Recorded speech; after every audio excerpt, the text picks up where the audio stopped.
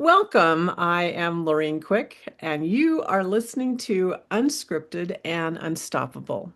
This week, we are going to be exploring our relationship with self, not as something to fix or something that needs to be improved, but as a living relationship that we inhabit every day of our lives. One of the most intimate and often unnoticed ways that we relate to ourselves is through language, through our words. This involves or includes the everyday words we think, the phrases we repeat, the way language quietly shapes our perception, emotional steadiness, and our presence. Today's conversation is all about that inner relationship and how words function not just as expressions, but as a creative medium. And I am joined by Laura Burkey, a thought behavior and communication coach, and the creator of something called Words That Work. Laura works at the intersection of language, consciousness, and performance. She helps people understand how specific everyday words can shape our experience from the inside out. With nearly 3 decades of experience, Laura shows how small, precise shifts in the words that we think, feel, and speak can condition a stable baseline of clarity and confidence in ourselves, one that is not dependent on circumstance or motivation, but actually rooted in awareness and follow through. She often reminds us that words are our creative medium. And in this conversation, we will explore how learning to let your words work for you can fundamentally change the relationship that you have with yourself. This is not a conversation about fixing yourself. It is an invitation to listen more closely to the words that you choose to live inside. I am so glad you're here, Laura. Let's begin. Great. I'm happy to be here too. Delighted. You often say, what you say paves your way. What does that mean, lived in everyday terms? In everyday terms, everyone will resonate with this, I'm pretty sure, easily. When somebody approaches a situation like they're going to have to build a whole new program in their business, or they're going to have to go and learn a new training at work, or they're going to have to watch their sisters or brothers' kids for the weekend, a very common phrase people say is, "Oh, this is going to be so hard." It's Mhm. just so it's well paved in the brain to say that, just instinctually, habitually. And this is what people do is they speak very habitually. So saying something like this is going to be so hard. The body follows the mind. Mhm. So when you say this is going to be hard to do this or that, the body goes, oh, this is going to be hard. And it will respond to that. And it might shrink a little bit. It might brace a little bit. It might recoil. It might like react like resistantly. And what actions and behaviors we actually take are determined by our body, not our mind or our mouth. Hmm. And most people think this. They think, well, if I say something, then I'll go do it. But that's not true. If you say, I'm going to be a millionaire, are you a millionaire? I'm going to have a perfect bikini body for this spring. Has that ever actually happened? Because they've bypassed this thing, the body. Your feelings, your emotions, your memories are stored here. So what you say it has to pass through here. And so if your body doesn't like the notion of hard, which most bodies don't, it's gonna kick back. And it won't make it a very easy experience because by the very nature, you said hard and the body followed. Got it. So a very simple, pave the way, a very simple change is say, you know what, this is going to be easy. And a lot of people right away might be like, but no, it's not easy. I've tried to lose weight. It's not easy. I've tried to make money. It's not easy. Try it. Just try it. You will notice it. And this is not with all the words I work with, but with easy and hard, because that's a programmable word. Uh-huh. So it just is. And so if you say something's going to be hard, it's going to be hard. You say something's going to be easy, it's going to be felt as easy or felt as hard. You actually might find once you're into a situation, you're like, wait, this wasn't hard at all. But Okay. at least at the start, the paving of the way, it's so much smarter and easier just to say, you know what? Watching the kids, having a few extra in the house for the weekend, it's going to be easy. And the body, which takes the actions, will be like, oh, okay, it's going to be easy, folks. Let's do it. And it will literally take actions and behave in a way that's easy, that shows and demonstrates ease. So so I can see this is an example to me of what you're all about. And so I love it. Let's take the one about the kids coming to stay, or in my case, it would be, my grandson's going to be over for the day. So when I say that in my mind, oh, this is going to be hard, but I'm going to get through it somehow, Mhm. my body receives that and goes, oh, I don't like hard. But it still listens because it helps me create the experience as hard, right? Yes. So if instead I started saying, oh, this is going to be easy, this is going to be so much fun, then my body says, oh, fun? We're going to have fun? And it kind of wakes up and it's ready for fun. Is that what I'm getting here? Is It that how is this what, yes, works? it is what you're getting. And here's the thing, because in this work, really, period. I mean, not just in my work, but like if somebody wants to have a baseline, like their Uh-huh. normal is I'm emotionally regulated, which means I'm stable and I'm steady. I'm open and I'm available. I'm resourceful and creative in my way, my creative, and I feel confident and clear and secure about what I'm doing. If you want a baseline of that, then pay attention to the words you're using, but additionally, you have to be sincere. So there has to be your sincerity, your truth. So if for some people who might hear this and go, okay, well, that isn't going to be fun, or that's not going to be easy. I don't really enjoy watching the grandchild, but I will because it's the dutiful thing to do. You have to find sincerity in how you're going to say it. So maybe somebody in your situation who doesn't think fun or whatever, maybe it's not even interesting. If they would even choose the words instead of, oh, this is going to be so hard, I'm going to hate this, to be like, you know what? This is the right thing to do. Or this is, this is what a grandmother does. Uh-huh. But find what is a sincere thing to say, because the body, you want to speak so that the body's not resisting what the mind is saying. And most people live this way. Most people are living this way. They say one thing Well, and they feel another, and now they're incoherent, they're out of alignment, they are fragmented. okay. So it's not just be positive. It's It not. it it really is find a way to, okay, I'll backtrack for just a second. So what I really heard was we grow up into our lives and we develop habitual ways of talking to ourselves about our world and what our day looks like, our future, what we project forward on, and even what we look back on the past. But for this purpose, we're going to talk about what's going to happen next, right?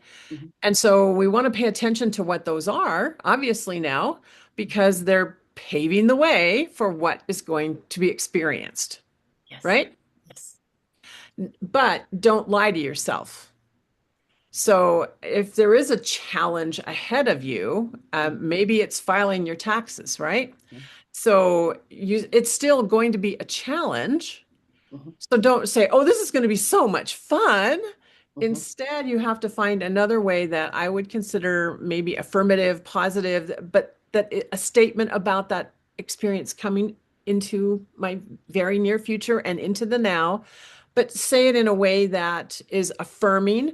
At the same time, it's aligned with who you are so that you can believe it Yes, at that your yes, base. for sure.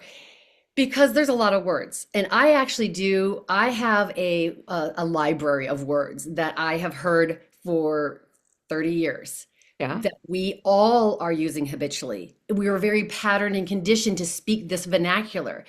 the unfortunate thing, but not unfortunate once you are kind of like the lights are turned on for you. The unfortunate thing is a lot of language we're just saying loosely and automatically or whatever. It is causing fragmentation or deregulation in us. So I want to just go back to easy for a moment. The first time I ever did this was in 1996. Okay. I cut my teeth as a coach, as a weight loss coach at Jenny Craig. And a lot of people in your audience would know Jenny Craig. And I was Uh-huh. so excited because I'm like, I get to do what I want to do, which is inspire and empower and help people change their conditions. And the way you can change your condition is what's happening here. And then of course the behaviors and actions that follow this. The body follows the mind. So I was very excited, but I myself didn't have a hold of my own eating behaviors. And so I was now internally, I had a conflict. I was super excited. I'm like, Laura, you're a liar. Like, you're a fraud. Like, forget imposter syndrome. You're legit a fraud because you're not doing this behind your front door.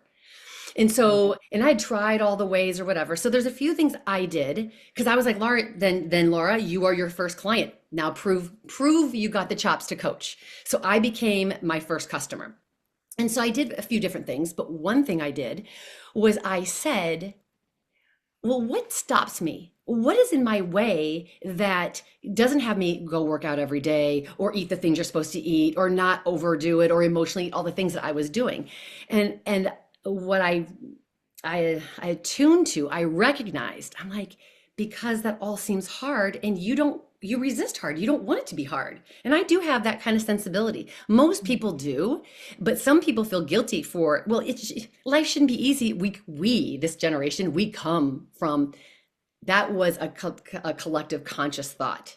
We Mhm. actually, now generations, the younger generations, they don't necessarily believe life has to be hard, but we do come from 50 and older. We come from like, yes, you just deal with it and life is hard. So I recognize, I'm like, wait a second, it's it's hard. I think that's going to be hard. And so that's the biggest reason because it's like I can get myself to a gym. That's not hard. I can actually eat a carrot over a French fry. That isn't actually hard. So I'm like, it's the word hard. It's the notion it's going to be hard. That was my biggest obstacle. So I'm like, okay, well then, and I'm like this. I'm like, then it's easy. I'm like, then weight loss is easy.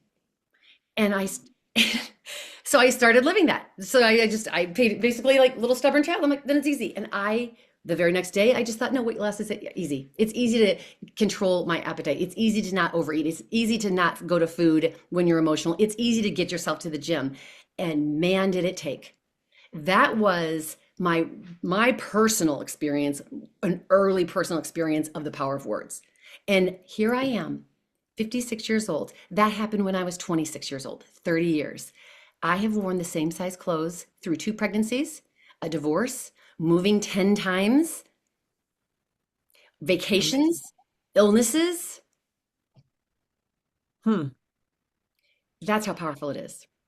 Because the Yeah. mind takes it. The mind took it because I wanted to take it. And so for those who might resist, it's like, well, why don't you just let it be? Why don't you just let it come in? Why don't you give yourself? Some people give themselves a lot of space for it to be easy because they're like, I don't have a problem with being easy. Because I used to equate it with being lazy. I'm like, I am not a lazy person. I see my life, I'm not a lazy person, but I want Mhm. ease. So those who might really have a white knuckle grip on, but I can't, like that's wrong to go for easy. Just see if you can't like just loosen the grip a little bit and just say, okay, let me just let it come sit in the living room for a while in my life, metaphorically. Let me just let easy just sit in the living room of my life and let me just see what kind of relationship or experience I could have with easy. So a lot of this really begins with being very self-aware of the words we use and then considering how those words affect our lives. And if they're not giving us the results we want, if we're not getting the results we want, we can shift and change those words. So let's put this in the context of a woman who's struggling with who she is. She's what many of us go through. She's at an age where things have fallen away and she's in this place where she doesn't quite know who she is. She has this kind of past identity, but now she knows there's a future identity coming. How does she use this to help her get clearer and happier about who she is and even begin to love herself. Mhm. Yeah. I have a story for that because that's so common. I'm going to go back to what you just said, the setup to your question, which Uh-huh. is so you said it takes, so really we have to become very self-aware of what we're saying. That Yes. is true. That's secondary. We actually, everybody has to become aware of how I feel after I have made a statement or a thought, especially internally, which we are always talking. The inner dialogue does not stop. It does not stop. It does not stop. It goes on and on all the time. And Yeah. so, my best story and best shift that happened for me was when I caught wise. Now I would say I'm about the age of 33, 34. Now I've been a coach for about 6 or 7 years. Mhm. And I started to recognize, wow, why do I feel so bad on Laura? Like, why do I put her, like, I don't feel confident. I don't feel good going into a room. I don't feel I'm embraced, or I don't feel exalted, or I just don't feel good. I just really don't. I mean, I can say all the things, but I myself. And what it was because Laura, after you have a coaching session, you know, I would used to do, I would get off the phone and I'd be like, you suck. You suck. After I'd go to a Chamber of Commerce mixer and try to like market myself, I would leave and go, God, you talk so fast. You sounded so stupid. And I realized it finally at about 33, I feel like crap around me. Yeah. So I finally caught wise, Laura, listen to how you talk to yourself. So here's what happens. Here's the one-page manual to us human beings. We think a thought, because it all does start here. It starts with consciousness and awareness of being, and I'm aware I have a thought. So we think Mhm. something which triggers instantly an emotion or a feeling in the body. Every thought does. And we have so many going on at one time, which can make some people fragmented if those thoughts are very um, oppositional to each other. So you think a thought, it triggers an emotion or feeling inside of you, and that emotion or that feeling is what determines, dictates, or decide what behavior or action you're going to take next. It's not the thinking. So I would say things to myself that made, and I thought like, oh, Laura, I'm making you slow down, be smarter, be better by saying this to you, because that's kind of how I was raised, this little kind of more critical kind of Yeah. upbringing. And so I would say this thing thinking I'm going to make myself better by kind of being down on myself and critiquing and all that. But it only actually made me feel like lousy and shameful or embarrassed or just horrible. And therefore, the actions I would take were not. They weren't good. They just weren't. They'd be like I'd be more desperate, or I'd be more graspy, or I'd be more like be like somebody else. Don't be yourself. So then what in picture form, what I realized was, Laura, what you do to yourself, you would never do to Laureen. If I saw you, Laureen, down on the floor, this is the woman you just described, Yeah. metaphorically, in fetal position, crying. Laureen couldn't get lower than this. She's feeling desperate in her life. Mhm. Would I walk up to you and take my right foot back, ready to swing a big kick in your gut or on your back? No, I would never do that to a human being. I would never, but I was doing that to myself. Yeah. No problem. Kicking myself by the way I was talking and looking and viewing myself. And when I put those two images together, I was so sorry to Laura I'm like, I can't believe I've been doing this to you all my life. And then I just saw the image of I knelt down to the Laura who was on the floor, fetal position, crying, low as she could be. And I said, let me help you up. So that is to me, and those now, because I'm not taking on the whole English language, but I Right. talked to myself different. I said, I see you. I see you're struggling, and I actually know what you want because I'm me. I'm with you. I know what you want. And I'm going to help. I'm going to be helpful to you. I'm going to support you. And that, I'll close with this, is how what I call closing the loop. I Mhm. stopped looking anywhere else for that kind of seeing or validation or understanding of me That day I had closed the loop. Laura knows first. Laura knows about Laura first. And Laura I can help Laura. It doesn't mean I don't use resources, but it was a big, huge turning point simply by the way I was speaking. But I had to pay, you have to pay attention to what you feel first. That's what's most important. This was a really great example. And yes, when we are going through huge transitions and we're not sure about who we are, Mhm. then we have a lot of self-doubt. And it comes out as even more so than normal, right? Even more so than normal, we're harder on ourselves. We are critical. We are harsh and often very unkind to ourselves. And like you said, we would never be that way with another person, but we feel somehow we're supposed to do that for us. So, what I've learned from just this conversation so far then is that it becomes really important during times of transitions that we recognize this is a period in my life when I'm going to feel this. I'm going to be more vulnerable than normal. I mean, I need to be doing this anyway, but especially now, I need to be talking to myself in ways that affirm me and encourage me and support me and love me. And I have no room for any of that negative stuff at all. It just cannot be. And that includes other people. I mean, if they start sticking their nose in my business, then they need to go someplace else because right now I'm very, very vulnerable in this moment of transition. And over time, I will get like as this evolving person going through a transition, you will reach a place where you're able to ignore everyone and just put yourself first. So I love that you do that Laura first, it's me first message is really powerful as well. So I can now see where we were just beginning to talk about how I'm looking at doing my taxes to actually how this applies to me as a woman working on trying to understand her relationship with herself. Um, so this is fascinating. This is just absolutely fascinating. Why do you think we're often really so unaware of how we talk to ourselves internally, even though they shape so much of our experience and so much of our relationship with ourselves? Why do we have this thing that happens to us? Do Well, what I think, and this is just going to be my kind of off the cuff, like my first response would be this.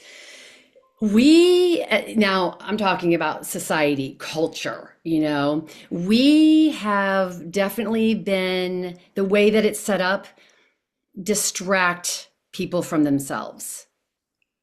That's the shortest way I can say it. okay. And this has been going on for a long, long time.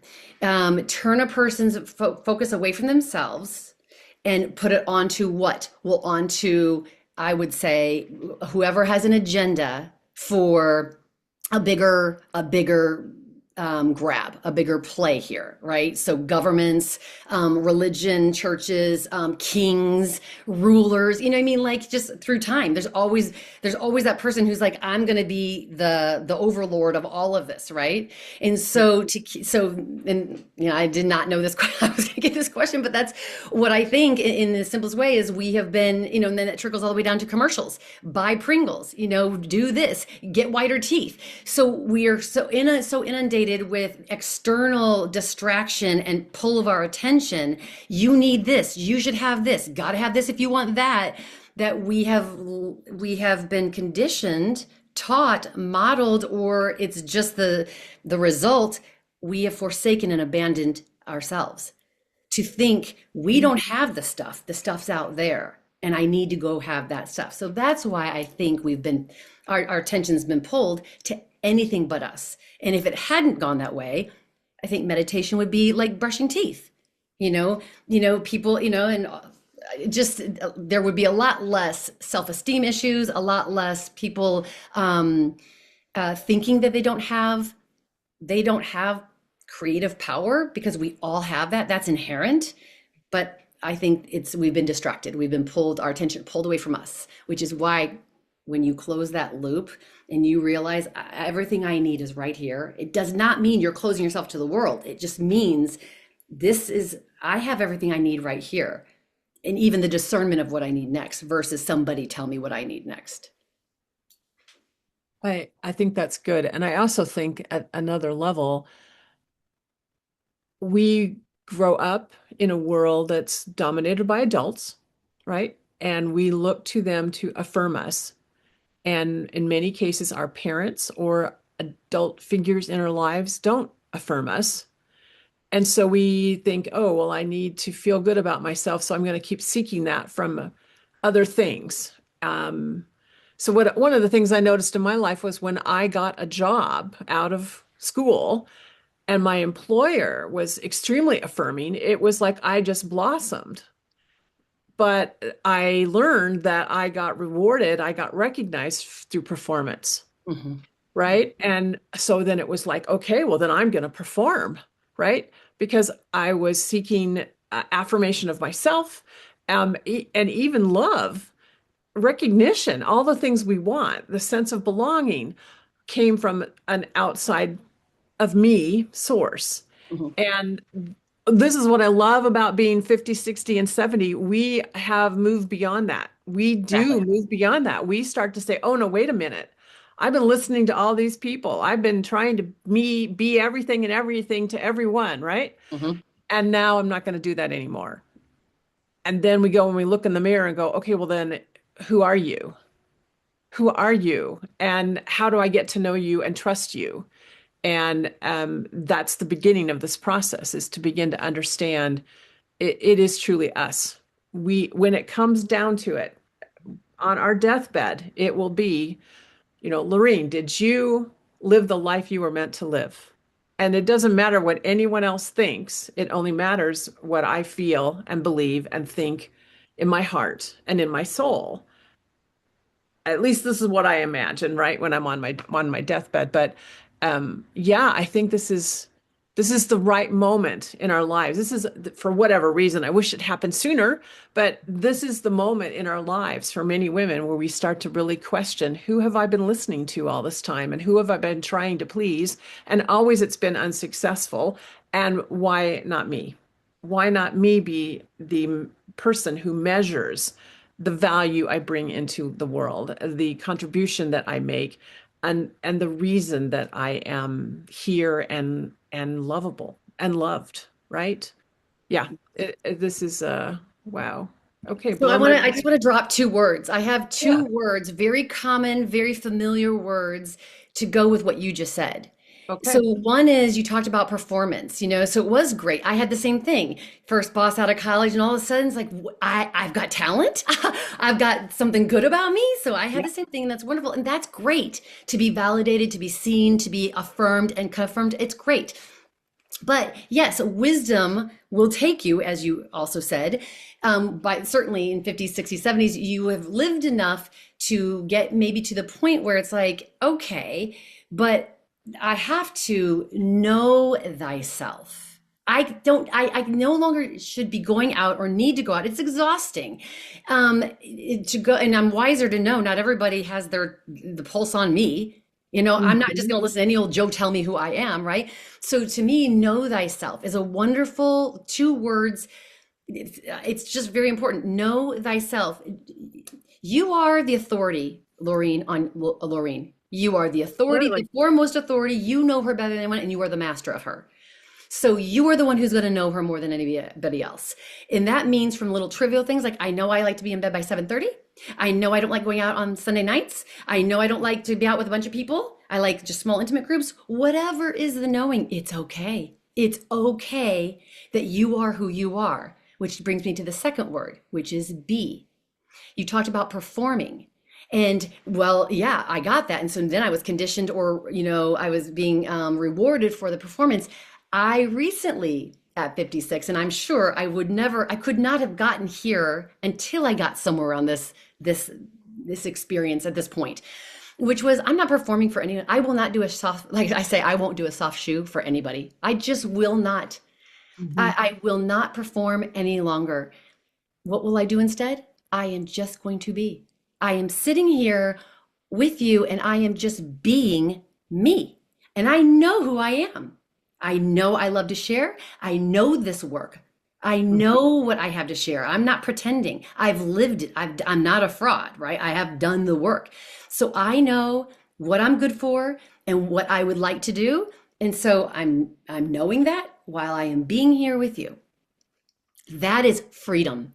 That is emotional regulation. That is a baseline you would want to live every single day, no matter what the conditions around you. Yep. Yeah. I totally agree. And I think to get there, my observation and my own experience has been you have to feel safe.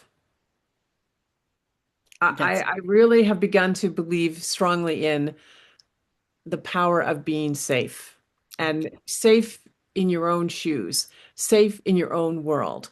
So, speak a little bit more about that idea of personal safety. How does that Ooh, relate to our conversation? love it. Two words, and I'll say the words first. We'll talk about it. I'll say them at the end again. Insecure and okay. Okay. You use the word safe. Now here's the thing. A lot of people don't walk around saying, I'm safe today. I feel safe today. And a lot of people don't say, I feel unsafe. So that's not a commonly used word, okay?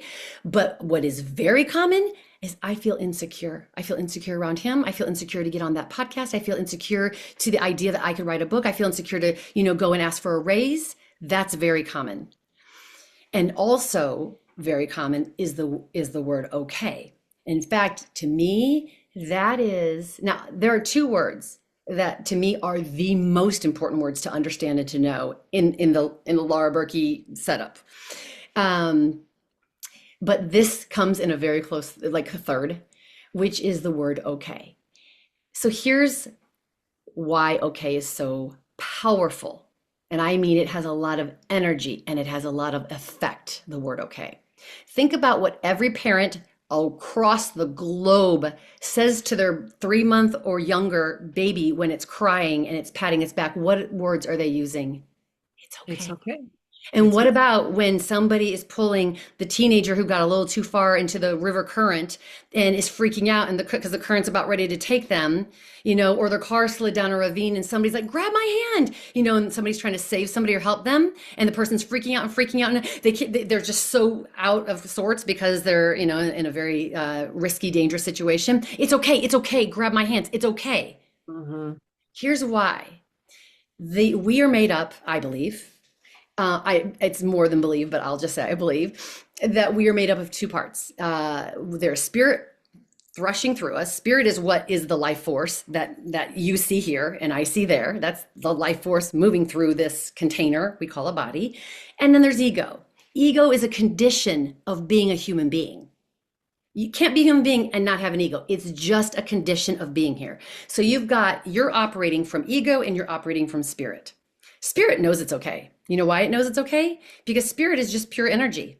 Energy cannot be destroyed. It can't be demolished. It can only transform. So that's why spirit exists even when it's no longer here. So, and if you go to the quantum physics level, we're just light. We're just, okay, because light is a transport system for information. So you could call us energy or you could call us light, but that's what you are and that's what I am. This is just wrapping. Can't destroy it. You can't destroy energy, can't destroy light. So that's how you are forever okay. You cannot be destroyed. The ego, on the other hand, its whole setup and experience here is gotta survive, gotta survive. What's gonna happen? What's gonna happen? Do they like me? Am I making enough money? Do I look too fat? Does my butt look big? My house doesn't look as pretty as their house. That's the ego's whole existence.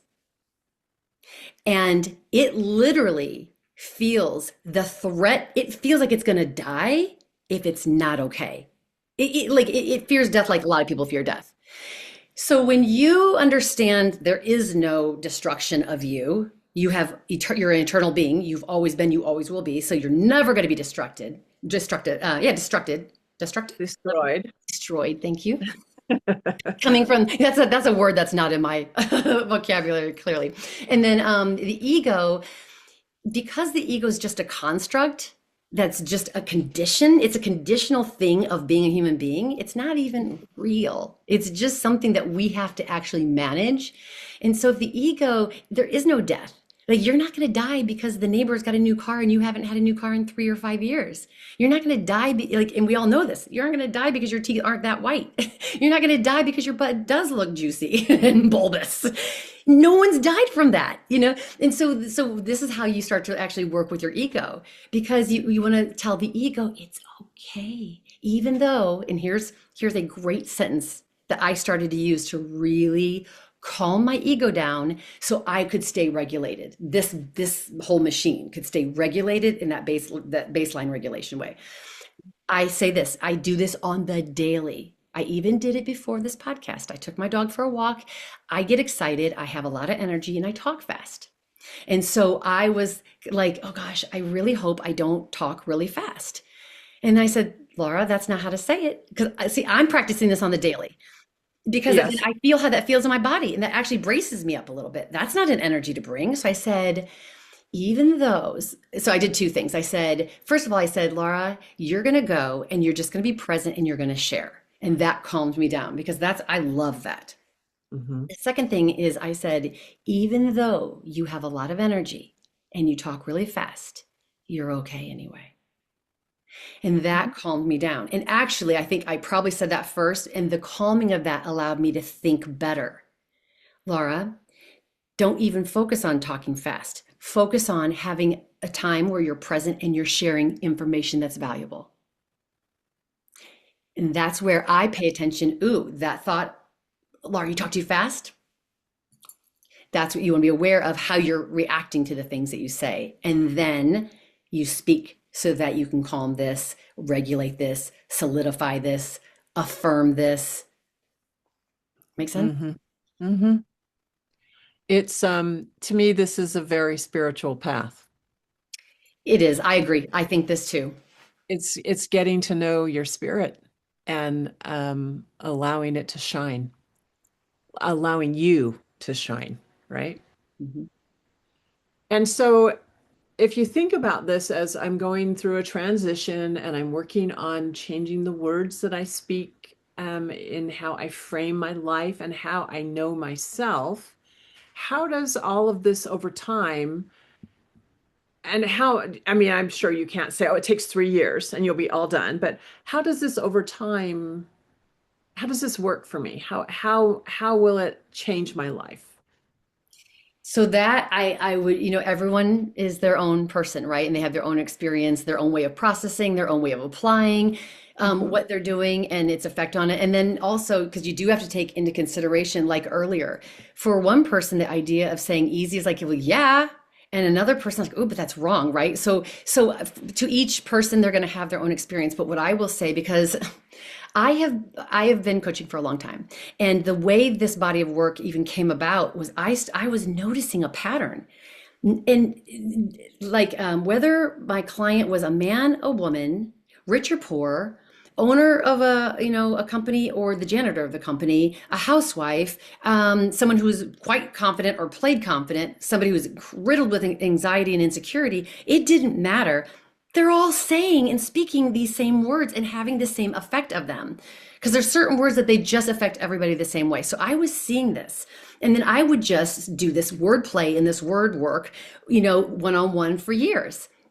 So then, so I can speak about it very well. And then I realized at the end of the summer, this last summer, I decided I was going to write a book. I'm like, I'm writing a book and I'm going to put this all in the book. And that was new and that was a big deal. On top of that, my husband moved. He's temporarily had to move from Illinois, where I am, to Georgia for work. That was new. My son is going to college. That's new. And just a few other things. And so Lots of transitions. yeah, a lot of, and for the last 18 months, I had not been doing, I retired my one-on-one coaching practice. So I was not really doing Laura Burkey coaching. And I was feeling really ineffective, like certainly not bringing in income and not doing the work. So I was feeling really out of sorts because I'm not having the daily talk about this. So Yeah. then I'm like, Laura, use your words. Like, use your words, because I was almost like, what do I do? What do I do? And then I'm like, Laura, use your words, because I've been helping other people use these words, but I hadn't really turned it on me. So I started to do that. And so now I got to remember why I'm even telling you this. What did you do? Can you remember? I was asking around, like, how does this process Oh, work? And then yes. does it take years? Yeah. So, no, because I started really genuinely using my words at the end of September, just this last September. And we're right now in like beginning of February. And Mhm. so every time I've had a doubt, which is a destructive word, that's not a good word, doubting, doubt destroys. Doubt is a sledgehammer. Mhm. If you look at anything and you have doubt about it, it's as good as taking a sledgehammer and just taking your first swing at it. Of course, you're going to cause some damage. And if you Mhm. keep doubting, you're just going to eventually just demolish the thing, right? So, I mean, if I had doubt, if I had feeling myself insecure or wondering or starting to feel like graspy and like, oh my God, and like operating from fear and panic versus from security and love, I'd be like, Laura, use your words. And so, in a very short period of time, this is why I now know the emotional regulation, the confidence, like that changes. It changed very quickly for me. Yeah. And I also had these words written all over my walls. so, so I know to like keep myself, like keep interfacing with it and whatever. But, and I'll just say this, I went and got a massage last night and the girl that I see, she was massaging me and she goes, your body, she's like, there's so much space. Like, and to me, I was like, that was validation because I'm like, I'm not holding tension. So here's what is in for the person who pays attention to their words and even learns, I think, truly some of the words. I've figured out what are like the key words. Like if you just live this and you literally embody, live in this word, it will change you. And last night, her saying, I had no knots, I had no tension. She's like, and she kept saying, there's just so much space. I never have felt so much space Wow. as she was touching my body. And she's also like energy worker and muscle, whatever. And to me, I'm like, that is because of the words. And so, like, what are like the top five words? Okay. So part of this is in this free offer that I have, I'm inviting anyone just to kind of see, but like the ones I really want people to get right away are the words how, try, problem, and hard. Those are four words. That is when I really knew something was starting to develop with me in my work. That's what I kept hearing everybody say. Oh, this is going to be so hard. We already covered that one earlier. Another Mhm. one is, well, I'll try. I'll try to start working out. I'll try to run 5 miles. I'll try to eat better. I'll try to drink the water. Trying isn't doing. Try, like if I told you I played pickleball last night, what, Laureen, do you know I did last night? You played pickleball, Exactly. And if I tell you after we talk, I'm going to bake bread, then what do you know I'm going to be doing? baking bread. Yeah. And if I tell you this Sunday, though, I'm going to be trying, what am I doing? What am I doing? You're trying something. I'm doing nothing. Yeah. The body's response to the word try is suspension. When you say try, first of all, there is an automatic, I'm not committed. I don't have full a commitment to full because if I told you this Sunday I'm going to bake cookies, what am I doing? I'm going to bake cookies. I'm clear, I'm decided, I'm going to bake cookies. But if I say I'm going to try, now of course, I'm going to try to bake cookies, you're leaving the back door open. You're leaving an out for yourself. That's why try is one, why it's not effective. But trying to the body creates almost like the same feeling as holding your breath. There's nothing comfortable about holding your breath. And it's distracting to, I mean, even just after this, if you get up and just go around and do whatever you got to do and you hold your breath, it's distracting to hold your breath. That's what trying does to you because the body follows the mind. That is what I've seen try do. Try rarely Mhm. accomplishes, and it braces or suspends a person. And so then all of their energy or attention is going to trying when somewhere in them they feel, no, I'm not really going to do that. So now you have inner conflict. Well, that's not stable. That's not steady. And that's energy leak. That's like in Star Wars with Yoda saying, no try, you just do. Exactly. Yeah. Well, how I like to kind of end this is for the entire time that you and I have been talking and everybody's been listening, you have been breathing and you've also been blinking. Now try to blink. Just try. Try to Just blink. try blinking right now. Just try to blink. Isn't that different? That's different than what you've been doing the whole time. Well, yeah. It's a, Absolutely. and all I'm showing is it's a different experience. When you try, it's a different thing than just doing. When you were blinking and breathing, you were doing it naturally. When I say I'm going to go bake cookies, I'm going to just go walk up, get the flour, get the bowl, get the eggs, and get going with it. But when I say I'm going to try to do something, there is this other energy. That's all the point I'm making. There's an Sometimes, implication that it's hard. well, and that's right. Yeah. They're cousins. Those two are cousins, Yeah. exactly. And Yeah. so there's resistance to that. And there's a bracing to that. There's tension to that. Well, that's really not the best you. Nobody wants to be that, you know. No. Oh yeah, I want to have some tension and I want to brace myself and I want to like, not enjoy myself. Another word is so easy and hard. So the fix for hard is just say easy. It's programmable. Just say it. Like you turn on a light switch, on, Yeah. off, hard, easy. Pick one, easy. Easy. And then the other word is try. How? A lot of people it does the same thing. This is why, again, these are the first four I came out with. When people say, well, I'm going to start a new business, but how am I going to do that in 2026 with AI and all of this? And I don't know, the job market the way it is, how am I going to do it? The moment you say how, that Ah, also puts this, because this follows that, into stress or into a bracing or into constriction. I don't know how. And you know what? You're right. You don't know how. And here's my proof for that. I'm giving like the shortest Cliff Note version of this, which is, have you been married? I have, yeah. Okay.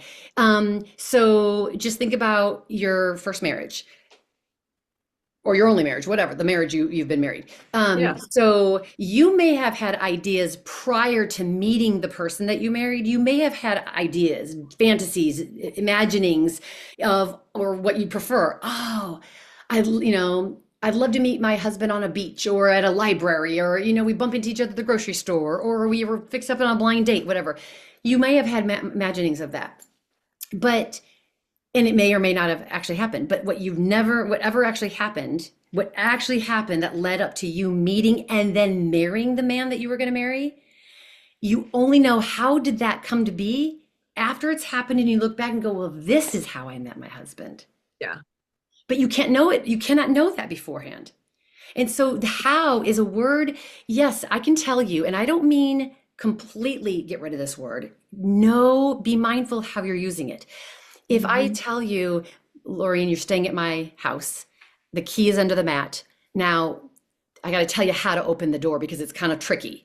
The lock is kind of tricky and you got to kind of jingle the little key or whatever. I can give you how, like instructional. I can use how perfectly that way. But when you're trying to figure out how is the party going to go? How am I going to start this business? How am I going to make my next million or my next $40? You cannot know how. So the Right. better word to use, because it stresses people.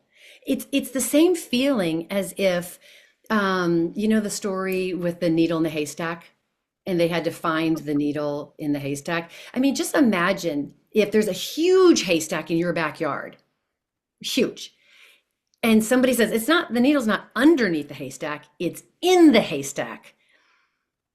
Imagine you having to go find that. I don't think you would just be like, oh, la, la, la, la, let me go find that needle. I think you'd be like, where do I start? Right. Right? That's the state you're going to be in.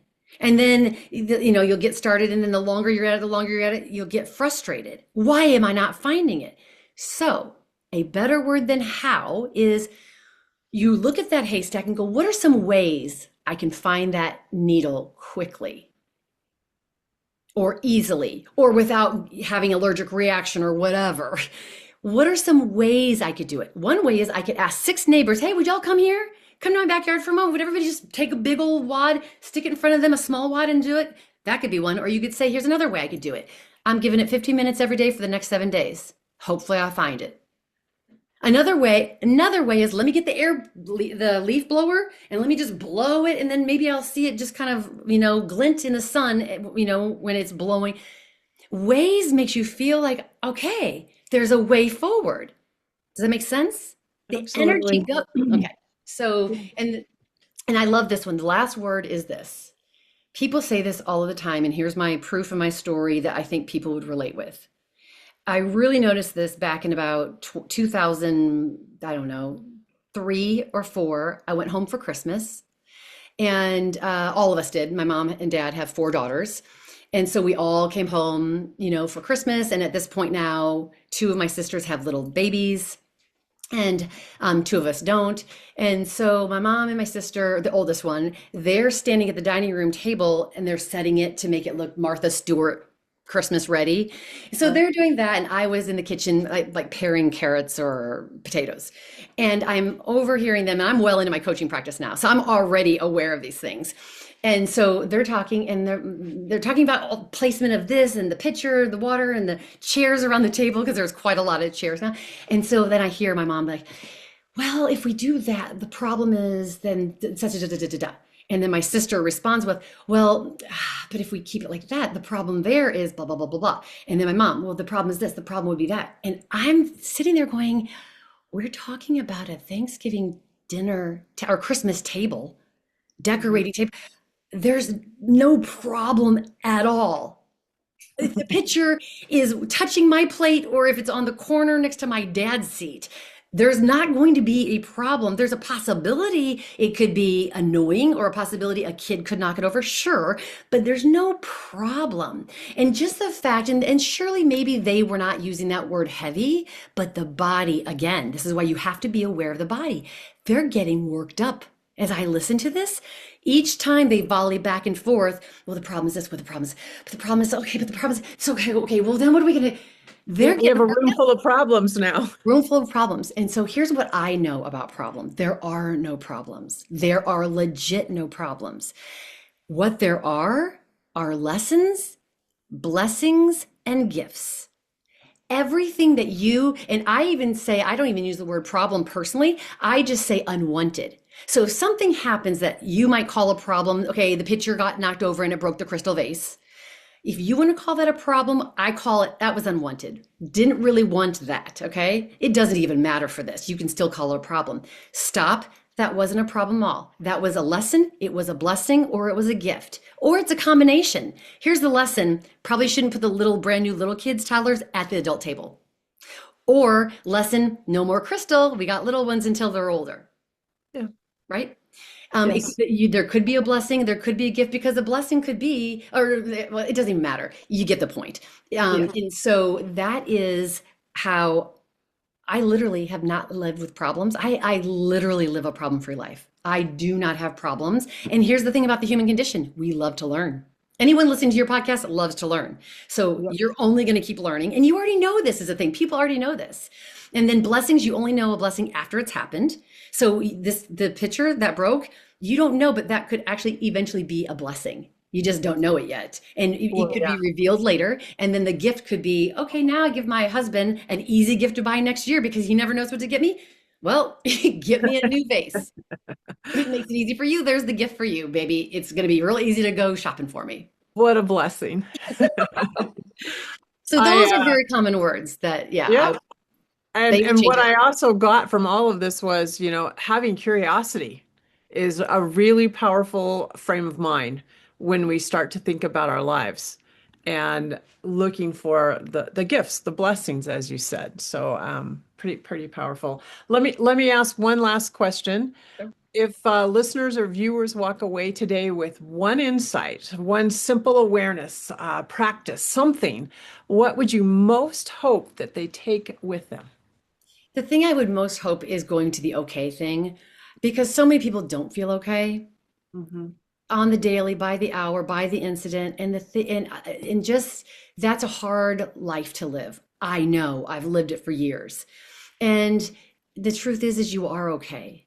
In the proof of that is because you're here. If you're here looking at something and you're stressing about it or resisting it, the very fact that you can stress about something or resist it or complain about it or have a negative narrative about it or whatever means you're upright, you're aware, and you're capable. Like you're actually functioning and living a life. Hmm. So that by that very just base definition, or knowing is I'm okay because I can actually have this thought or this feeling or whatever.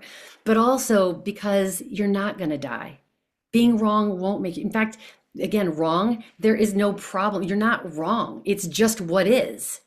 So there's always a lesson, a blessing, or a gift right in the moment that you are. So I would love people to walk away and really remember this statement. Oh, I don't know that I told you guys this. Even though, fill in the blank, even though I don't have a lot of money, even though I don't know how I'm going to afford rent or my mortgage payment, or even though my lover just left, or even though my car is not running well and whatever, I need new tires, I am okay anyway. Yep. Just to say that, just it turns the nervous system down or even off, like, when it goes kind of wayward. Like, that's what it does. And just to function from there is more peaceful. You're more harmonious with the world around you, and you're able to just be more clear. And the clearer you are, the more chance you have to get into alignment. And that is what every religion wants to help people with. Every spiritual practice wants to help people with. Every time you take a bath, take a meditation class, breathe in and out, it's for the point of, I just need to get to okay. That's why we do everything. We actually do everything to get okay. Just start there. Just start with you are okay. I love it. I love it. Well, as we wrap up today, I do want to pause for just a moment and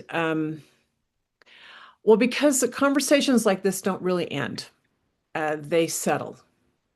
They stay with us, especially as we begin to notice the words that we are using with ourselves and in our lives.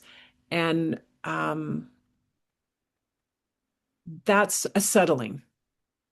And that requires a listening and that curiosity that we talked about. Laura, I want to thank you for bringing such clarity into this conversation and precision.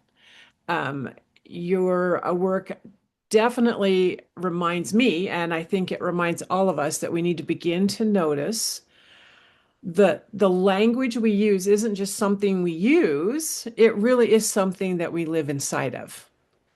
And for those of you that are listening who feel curious about working more intentionally with your words, Laura has offered a free experience called Words That Work. It's a webinar. It's an experience that will help you to understand how words work in your life.